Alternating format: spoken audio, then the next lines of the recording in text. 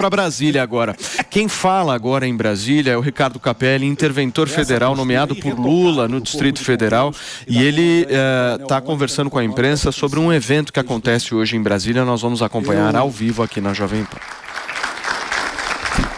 Quero agradecer muito também, sem os quais também não seria possível a gente ter chegado até aqui, a Polícia Civil do Distrito Federal, o delegado Robson. Infelizmente não pode estar aqui, porque ele está com suspeita de Covid. Está aqui o delegado Benito e um conjunto de delegados que estarão aqui, que nos apoiaram lá, Medina, todos eles que nos apoiaram ao longo desse processo.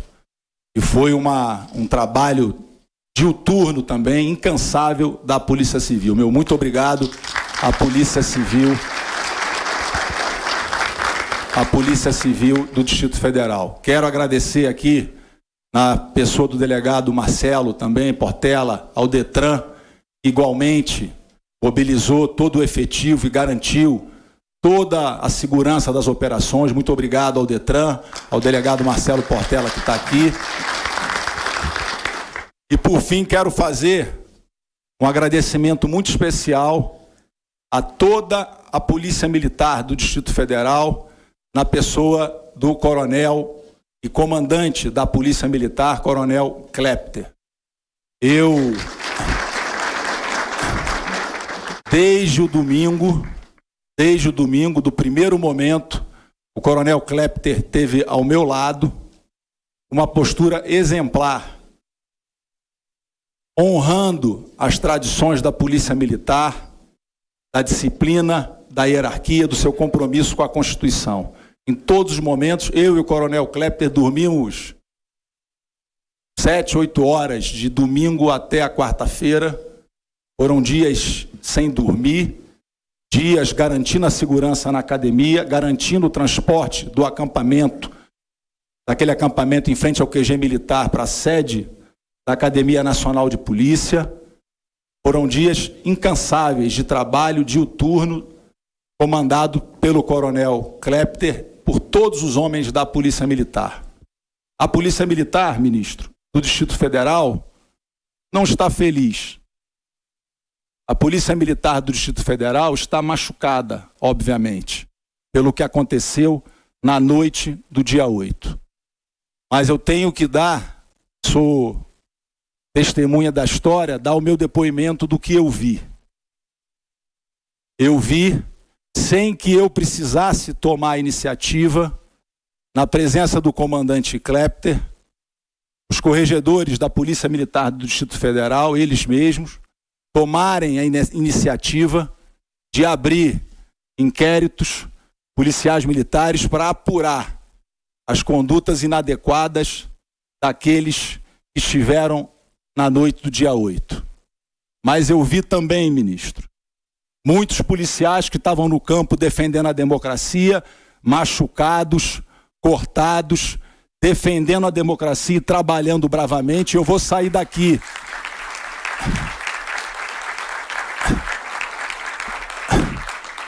E eu vou sair daqui, eu faço questão de sair daqui com o comandante Klepter, nós vamos visitar esses policiais. O momento do país exige muito equilíbrio. Eu tenho reafirmado e continuo reafirmando que eu tenho plena confiança na Polícia Militar, nos homens e mulheres valorosos da Polícia Militar do Distrito Federal. São os mesmos homens que garantiram uma operação exemplar no dia 1º de janeiro, no dia da posse do presidente Lula. A corporação não mudou do dia 1º para o dia 8. Eu tenho plena confiança desses homens e mulheres que têm, e eu tenho visto na prática a dedicação integral. Foram noites sem dormir para defender a Constituição, para defender a legalidade democrática. Não é fácil o momento para a nossa Polícia Militar, porque obviamente ela está machucada com o que aconteceu, mas eu tenho certeza que separando o joio do trigo e fortalecendo a corporação, valorizando a corporação, a gente vai retomar a confiança de todos, e é isso que eu tenho visto, a confiança de todos nessa corporação que é fundamental para a democracia brasileira. Então, em nome do Coronel Klepter, eu queria deixar o meu agradecimento. Coronel, muito obrigado pelo seu apoio, pelo apoio de toda a tropa ao longo desses dias históricos do Brasil. Força e honra, Coronel. Muito obrigado. Muito bem, nós ouvimos a participação de Ricardo Capelli, ele que é interventor do Distrito Federal nomeado por Lula durante um evento em Brasília, e nós vamos ouvir a continuidade aqui do evento. Quem fala é Flávio Dino, ministro da Justiça.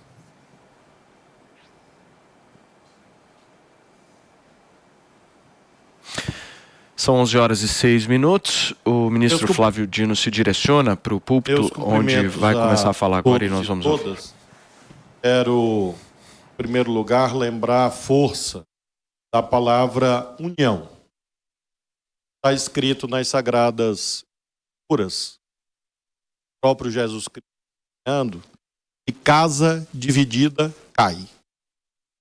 E nós fizemos questão de realizar esse evento proposto pelo Dr. Andrei, aqui no Ministério da Justiça, exatamente para sinalizar que por sobre as dissensões graves que a nossa pátria atravessa, está o senso de união patriótica em torno do interesse nacional.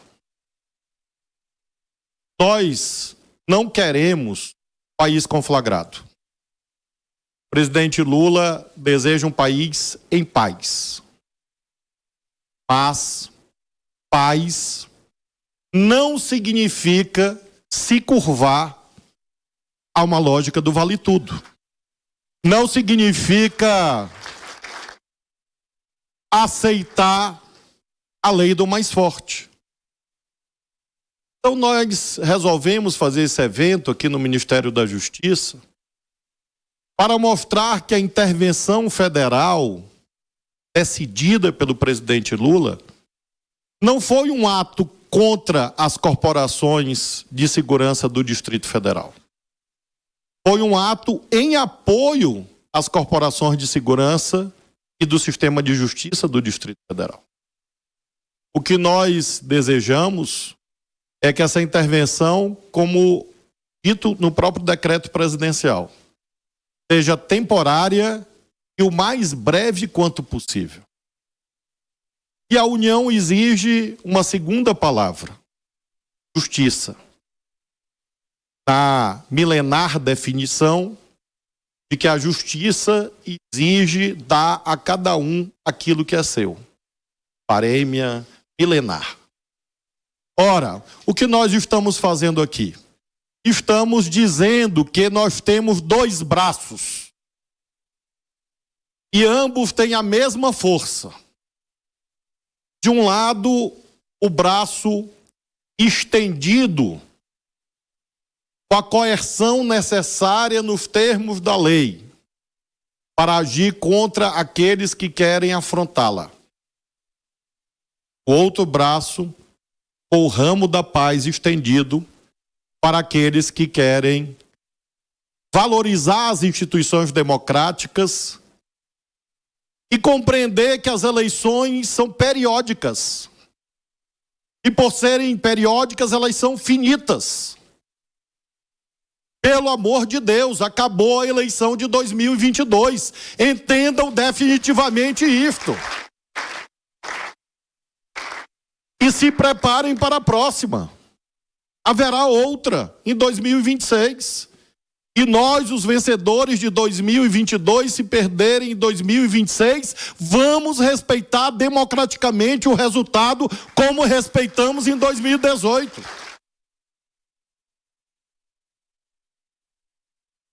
Nós fizemos esse evento de agradecimento por inspiração do Dr. Andrei, porque ocorreu nesse dia um gigantesco desafio por sobre o sistema de segurança e de justiça. Nós temos acentuado que foi provavelmente uma das maiores prisões em flagrante da história do planeta. E às vezes colegas do direito questionam. E respeito os questionamentos, claro. Mas basta analisar os tipos penais para entender a razão da decisão. Nós não estamos tratando apenas de dano, neste caso qualificado. Nós não estamos tratando de crimes contra o patrimônio cultural. Apenas. Eu convido os colegas que questionam as prisões em flagrante a olharem o Código Penal, lerem o tipo chamado pelo Congresso Nacional de golpe de Estado. Atentar, almejar, destituir um governo legitimamente eleito é crime. Está na lei. Tentar restringir, impedir os poderes constitucionais é crime. Está no Código Penal. E friso, esta lei antecede ao nosso governo. Não fomos nós que patrocinamos essa lei. Essa operação de polícia judiciária foi feita com a colaboração de todas as senhoras e os senhores. Eu, ao descer para cá, recebi uma mensagem de um colega senador dizendo: Flávio, a Polícia Legislativa, a Polícia do Supremo, que também atuou, nós estamos hoje aqui nos referindo à operação da Polícia Judiciária que se sucedeu aos eventos do domingo.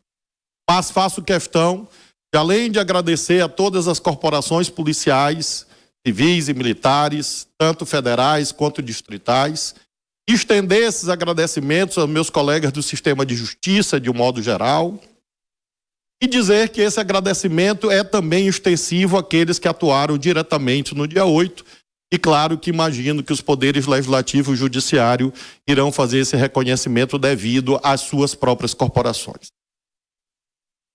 Nós temos agora um desafio muito grande. E precisamos entender isso. Muitos colegas do direito aqui, mas mesmo aqueles que não são, sabem que o direito penal tem uma dupla função. Uma função repressiva, óbvia, sancionatória.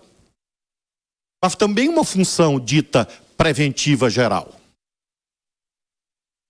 É disso que se cuida, amigos e amigas. Nós temos que levar isto adiante não por vingança, não por retaliação, mas nós temos que levar isto adiante porque a lei manda. E se nós não fizermos isso, estaremos nós cometendo crime, com descendência criminosa, prevaricação, e assim sucessivamente. E nesta sala não há nenhum candidato à perpetração de crime, nem nesta mesa, nem no auditório. E isto é necessário para a prevenção de novos eventos dessa natureza, que não são videogame. Há gente que veio para cá pensando que se cuidava de um jogo. E que a pessoa tem 5 vidas para queimar, ela vai lá, brinca. Olha, perdi uma vida, vou usar a outra vida. Não, é muito grave. Deus abençoou o Brasil e nós não tivemos nenhum morto. Poderíamos ter tido. Quem olhou o ódio materializado nos objetos, viu imediatamente o ódio contra as pessoas. O ódio à cadeira não era um ódio a uma cadeira. Era um ódio a quem senta nela. O ódio a uma sala, a um gabinete, era um ódio entre brasileiros e brasileiras. E como se constrói uma nação desta forma?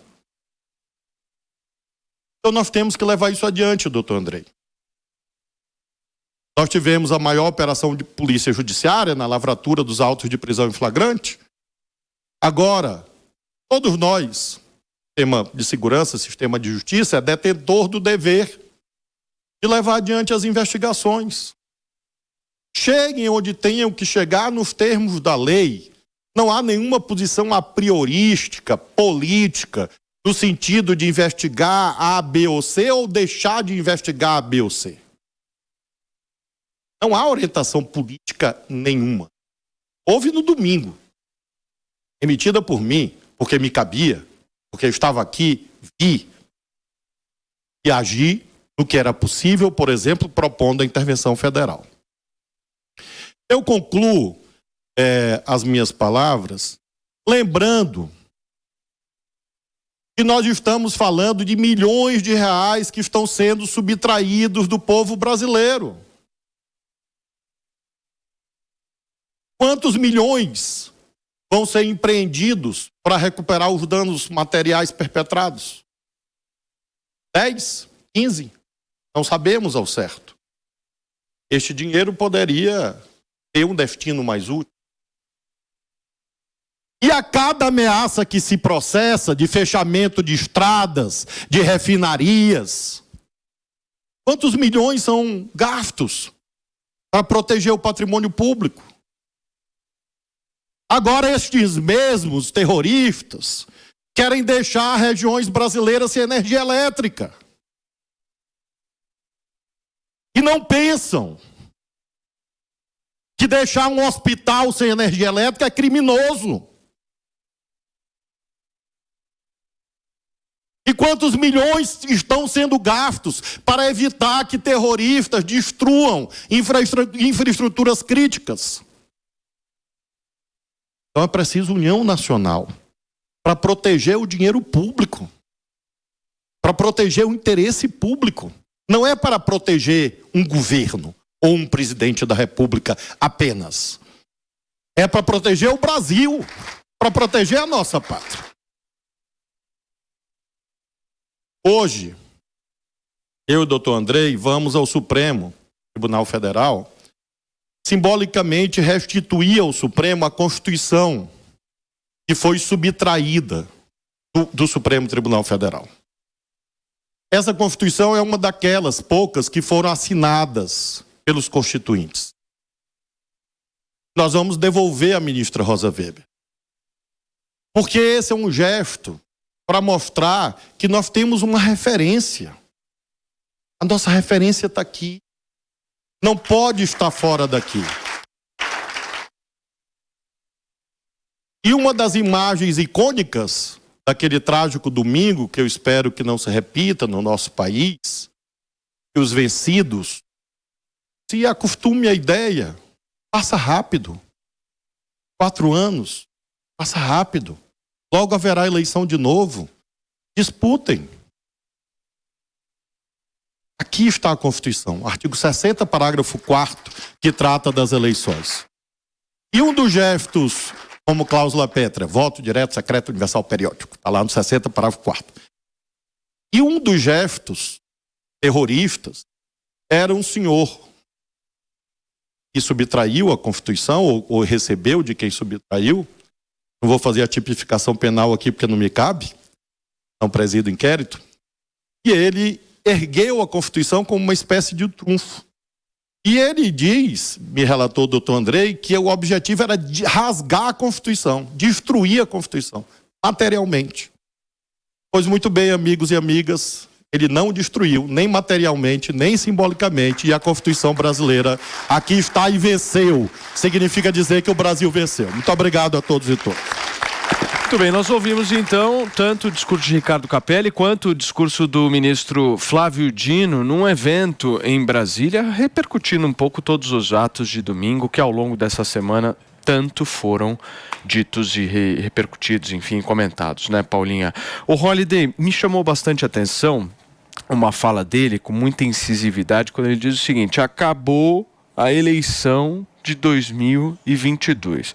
Você acha que depois de domingo dá para a gente ter essa sensação clara? Porque, obviamente, do ponto de vista eleitoral, acabou mesmo. Houve a diplomação, a posse. Do ponto de vista jurídico, nós temos um presidente da República empossado. E do ponto de vista político, esse revanchismo, você acha que acaba?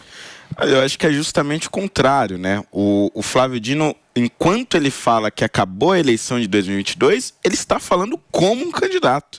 Esse discurso que a gente acabou de assistir não é o discurso de um ministro da Justiça, é o discurso de um candidato ao Senado pelo Maranhão, um candidato ao governador pelo Maranhão, ou, quem sabe, até um candidato a presidente em 2026. O discurso de Flávio Dino foi completamente eleitoreiro. E do ponto de vista prático, de trabalho mesmo, de segurança pública, ele está sendo muito, mas muito incompetente. Porque, veja, até agora ele não explicou a razão de por que não agiu quando recebeu o relatório da ABIN, dizendo que as manifestações seriam violentas. Até agora ele não explicou por que o GSI tirou a guarda do Palácio do Planalto, que ficava na garagem lateral do Palácio do Planalto e demorou horas para chegar ao palácio e impedir aquela quebradeira. Nada disso foi explicado. Aí houve a convocação de uma manifestação para essa semana. Fez todo um alvoroço, coletiva de imprensa, diversos outros discursos eleitoreiros também. Não, vamos impedir a violência, não chegarão à esplanada dos ministérios. Não, tinha 5 pessoas lá.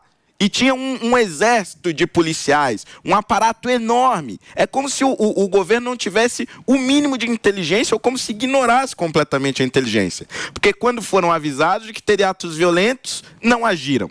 Quando os atos não foram violentos e quando não tinha manifestantes suficientes, agiram demais. Movimentaram todas as forças de maneira desnecessária. Flávio Dino é muito bom em fazer discurso, mas a ação prática dele na segurança pública, inclusive a partir da intervenção no Distrito Federal, está sendo um completo desastre. É o PT que precisa entender que a eleição de 2022 acabou. E é o PT que precisa entender que a próxima eleição é só daqui 4 anos. O Marrom é só o PT? Como não, é que você vê? Não, eu concordo em parte com o Holliday, mas eu acho que a direita também precisa entender que acabou a eleição. Nós estamos agora com o presidente empossado, os dois lados. Inclusive, quando eu falo dos dois lados, não estou falando de, por exemplo, os políticos. Os dois lados na sociedade que a gente vive. Os dois lados do grupo de WhatsApp da família. Os dois lados da conversa de botequim. Os dois lados precisam...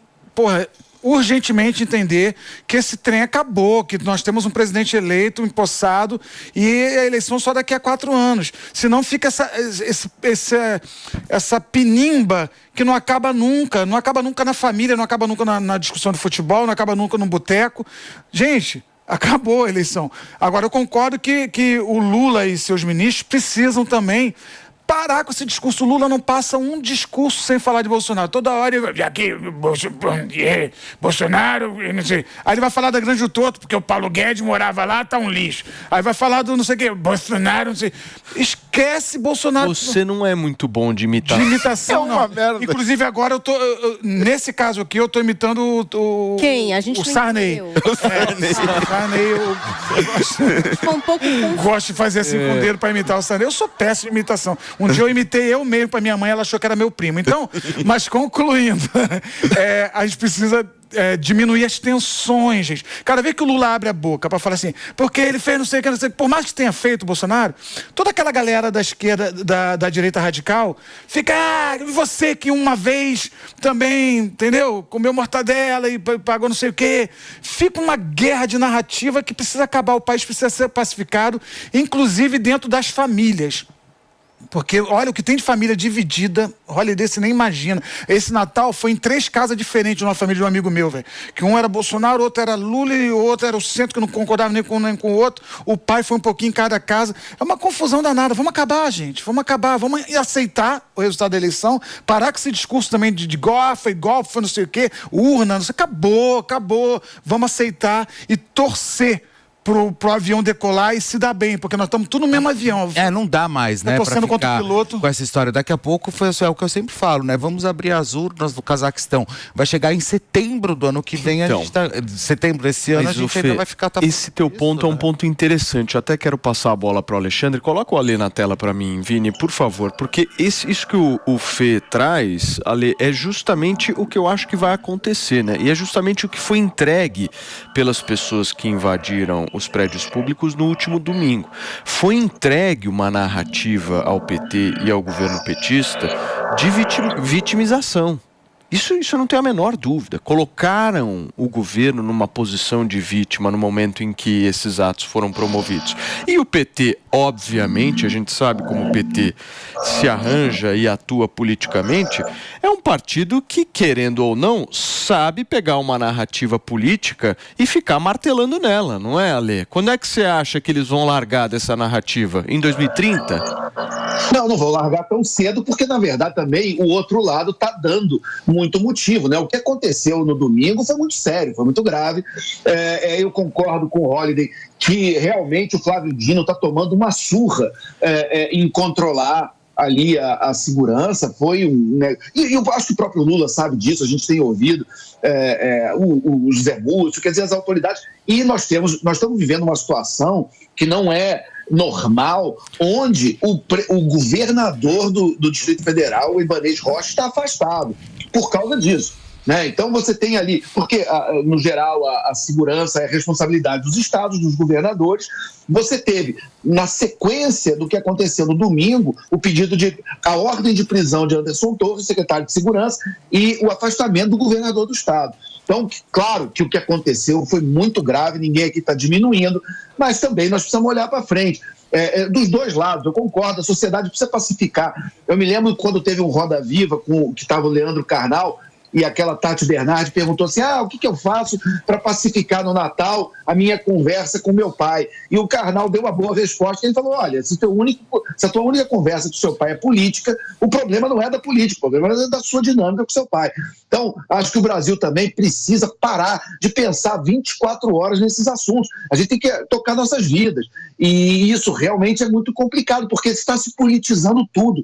É uma coisa impressionante. Você vai conversar com as pessoas, qualquer assunto, de qualquer coisa, alguém já joga para política. Calma, nem tudo é política. E olha quem está falando aqui é um analista político, que trabalha com isso, mas calma, nem tudo é política, nem tudo que acontece na vida, nem todos os problemas do Brasil são decorrentes, por exemplo, da eleição de outubro desse ano. Então vamos olhar para frente, a gente tem que aceitar os resultados. É claro que qualquer pessoa que esteja no lado da direita não queria que o Lula fosse presidente, ainda mais a terceira vez, mas aconteceu. Eu também não queria no outro ano, quando o meu time perdeu uma Libertadores para o Palmeiras com o gol do Daverson. Eu também achei aquilo uma aberração. Eu adoraria poder fazer um golpe de Estado e tirar a Libertadores do Palmeiras daquele jogo, mas não posso, tem que aceitar o resultado. O que eu vou fazer? Então, é olhar para frente, a gente pacificar e entender que a democracia é isso, é a alternância de poder, o seu candidato uma vez ganha, na outra vez perde, e a gente que batalhe para na próxima eleição conseguir conquistar melhor os corações e mentes dos brasileiros. Ale, deixa eu só te falar uma coisa. Imagina se você torcesse pro Corinthians, né, querido? Que você tá reclamando aí, essa sua situação trágica, mas eu acho que quem torce pro Corinthians, a situação é um pouco pior. Mas enfim, a gente comenta disso daqui a pouquinho. Certo, minha querida Paulinha Carvalho? Eu autorizo. Eu não vou falar nada porque o Vitor Pereira veio pro meu time e eu sei que isso é um assunto delicado pros corintianos, então eu preciso não tocar no assunto.